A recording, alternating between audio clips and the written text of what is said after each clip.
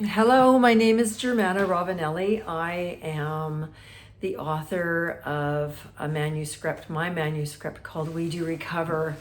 I live in Nanaimo, BC, and I have been working in the holistic health industry for well over 30 years.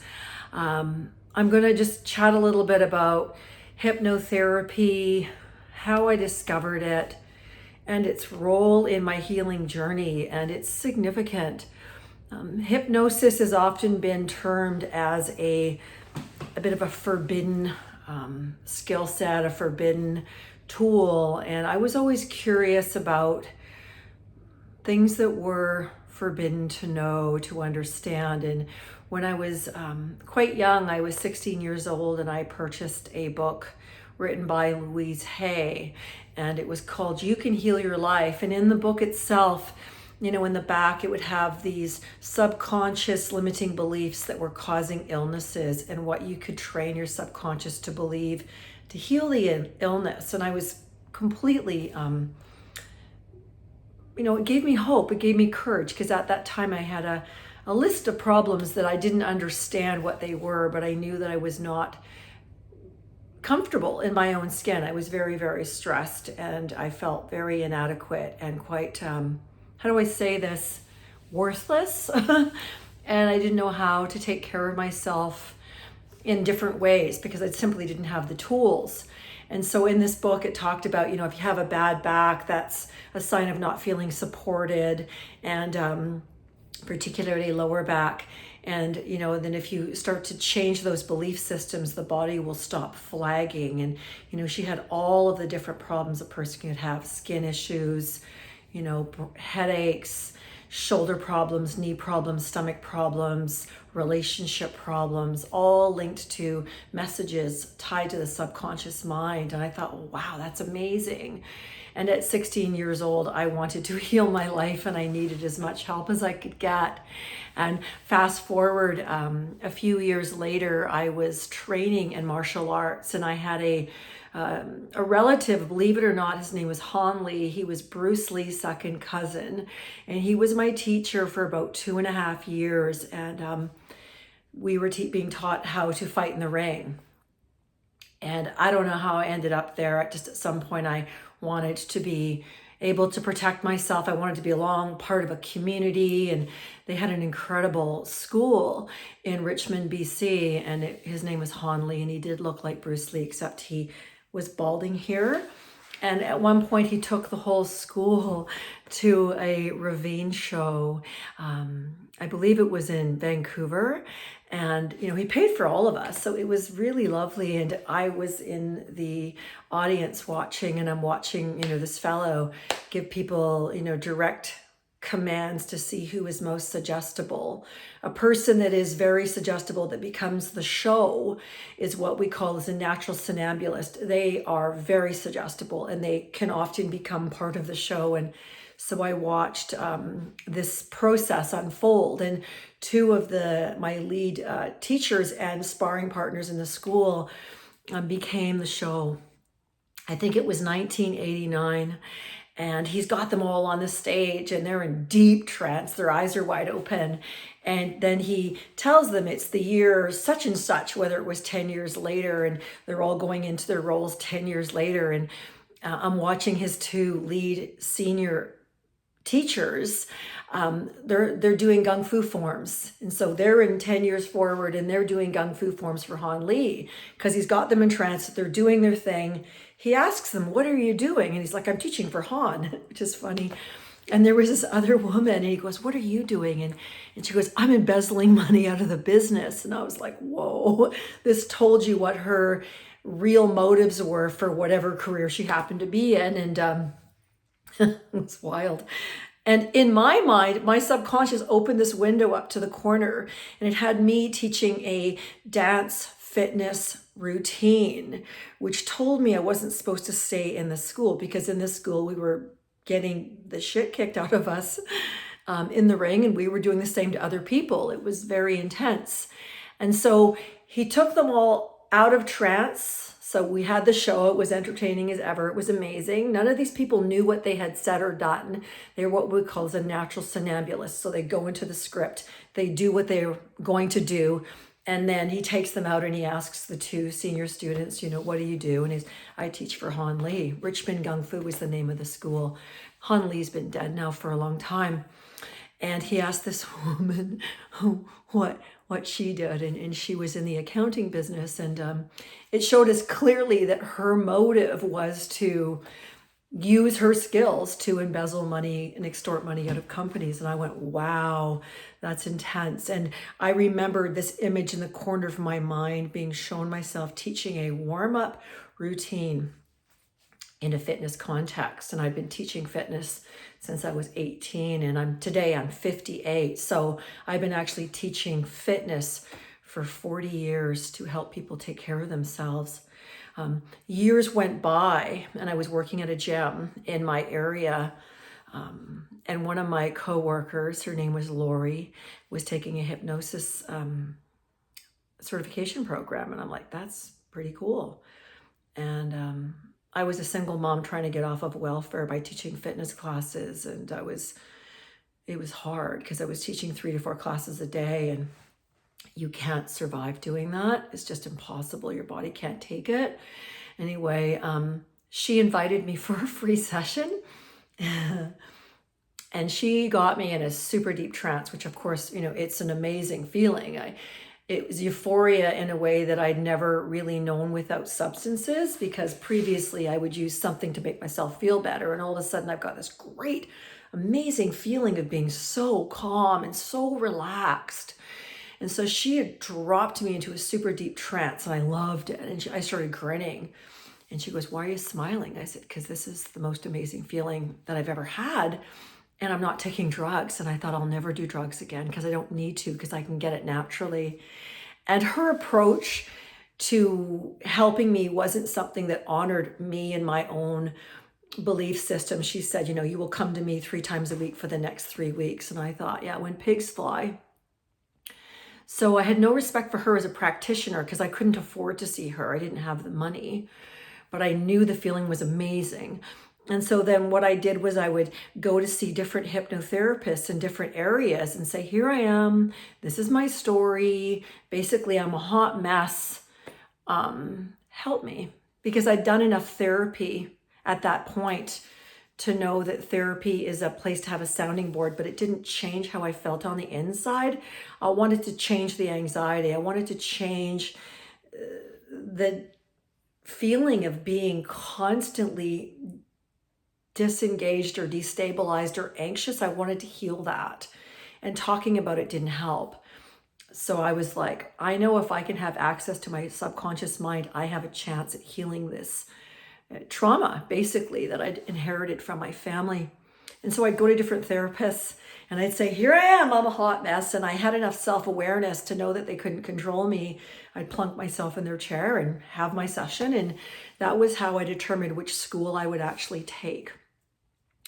And the school, or the association that I ended up taking, was introduced to me by a man that in one session, I was, he had cleared so much grief and loss and injustice for me that I was just floored how much I needed to heal. But all I knew was I knew that I had moved a tremendous amount of conflicting pain. And he said, if you want to be of any value in this industry, you need to go to this school. And he directed me to an institute called the Orca Institute, which is still running today. And they're affiliated with the Canadian Hypnosis Association, which is no longer running. And what I liked about the Orca Institute, it was an Erickson style of hypnosis. So that's conversational hypnosis.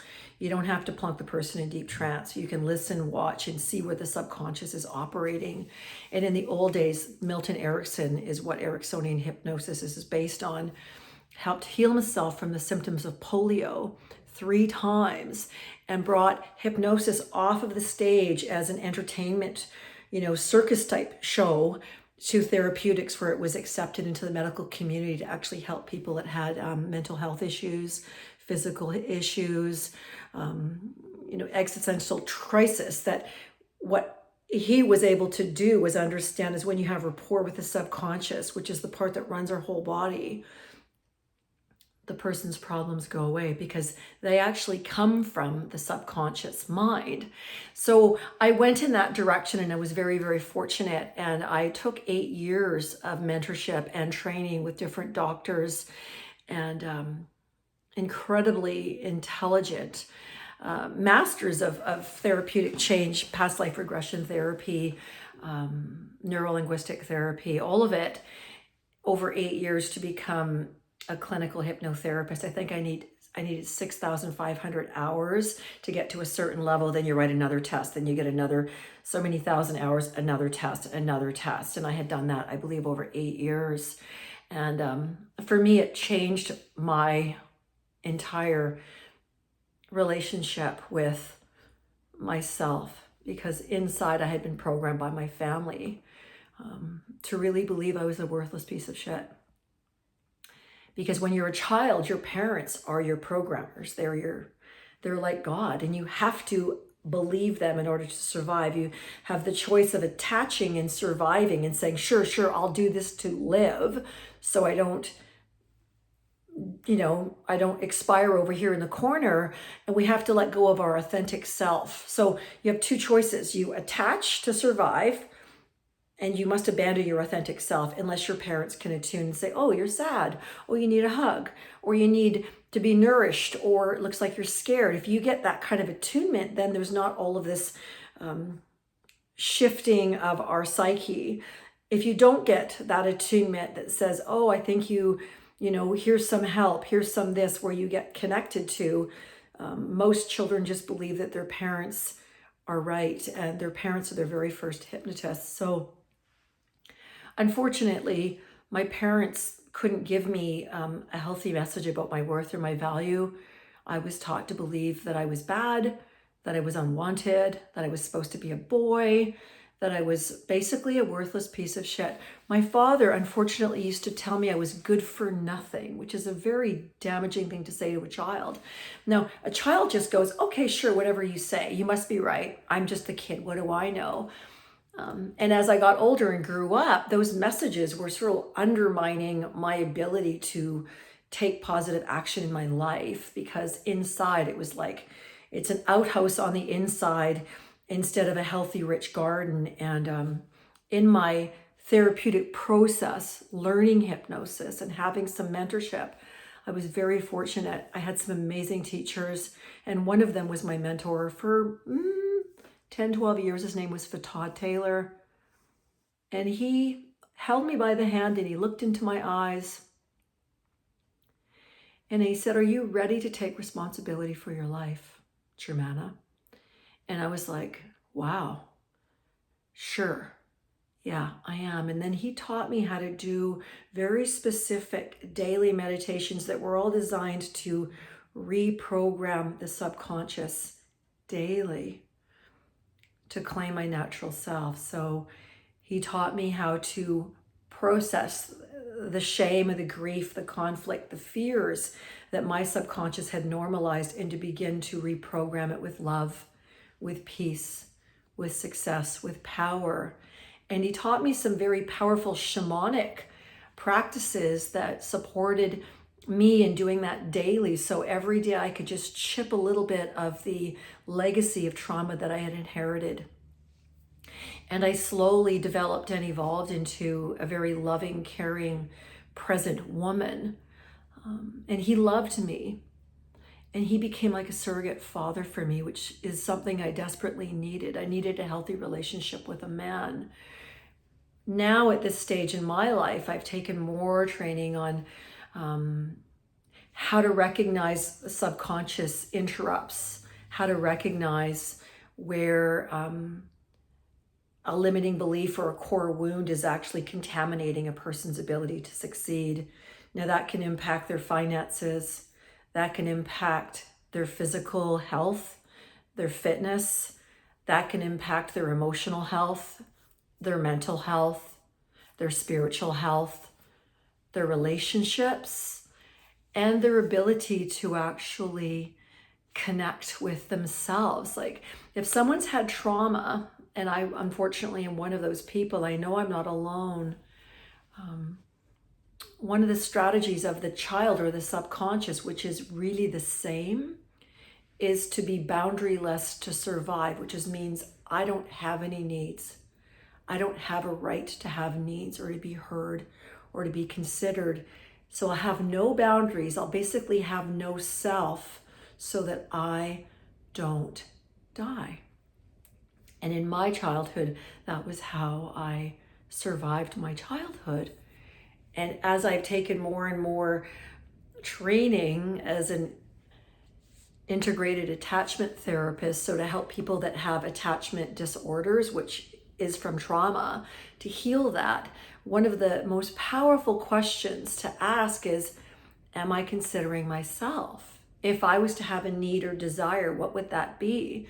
When that was brought to me not too long ago, I felt like my head blew off my neck, because we were taught to have communication, but never to ask for what we needed.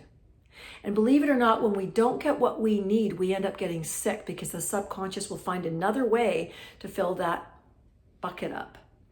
There's 6 basic needs: certainty, uncertainty, love and connection, growth, contribution, and of course, I'm going to forget the last one. But we have those basic needs, and those are all being filled by our subconscious mind. If they're not getting filled consciously, our subconscious will fill them the quickest, easiest way possible, which doesn't always mean that it's good for our big picture health. So hypnotherapy for me is a very, very powerful tool. And what I love about it is, instead of doing 3 years of therapy, a person can do 8 sessions, sometimes 4, sometimes a little bit more, and leave clear of the emotional baggage that they walked in with.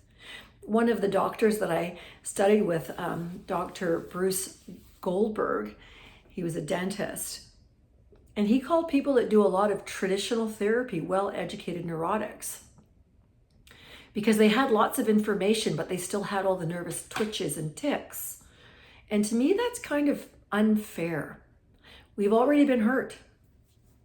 If we keep paying money and we understand the hurt, like I call it a blackberry bush, the root cause of the problem, and we go to someone that helps understand. We have this blackberry bush that tells us we're bad, we should be scared, the world isn't safe, we're really not that smart, we're really not, doing a good enough job, there's something wrong with us. That's the blackberry bush. Those are limited beliefs from our subconscious mind. And traditional therapy just teaches us how to look at it, touch it, manage it. Now, that is another form of injustice, because the person is still believing these painful stories, and those painful stories is damaging their ability to be their true, authentic self. Using good therapeutic hypnosis, whether it's eyes open or closed, being taught how to pull that blackberry bush out, yank it out completely, all the roots gone, get rid of it, it's like poison, and then plant the seeds for authenticity in that spot. Now that person's got true freedom, not, $250,000 worth of therapy bills. So hypnotherapy to me saved me from the generational wounds that I picked up from my parents. Both of my parents were children of World War II. They were deeply traumatized. They came from a generation where you never talked about your problems. If you did, they'd put you in the psych ward. They might give you a lobotomy. I mean, it doesn't look good, and it doesn't create a good future. So most people will just be quiet and carry on. But what people don't know is whatever you don't heal and feel will come out sideways, and you will definitely pass it on to your children with surgical precision. And that's what the subconscious does. It is a part of us that is responsible for every area of our life, our behaviors, our decisions, our emotions. If we're in a tremendous amount of pain, that indicates that we have needs that are not getting met, which is interesting, and or we're telling ourselves painful stories. We're not smart enough, we're not good enough, we're too fat, we're too old, on and on. And those are, again, limiting beliefs. Now, if those get managed and healed, you are free to be your natural, authentic self. And it, I think, has helped me heal some things that one of my therapists said, people that have been through what you've been through don't make it. You know, they're dead and they're pushing around a shopping cart with teeth missing. And he said, whatever you've done it well. You are a unicorn and they don't exist. Now, the difference is I took responsibility for my life. I did what was offered to me, and I noticed that I felt better, and I was trusting that. So I hope that I've inspired you to consider reading the book. It's an amazing book. And if you're curious about how hypnosis or hypnotherapy or attachment theory integration could help you, I invite you to reach out in your ideal way. Thank you.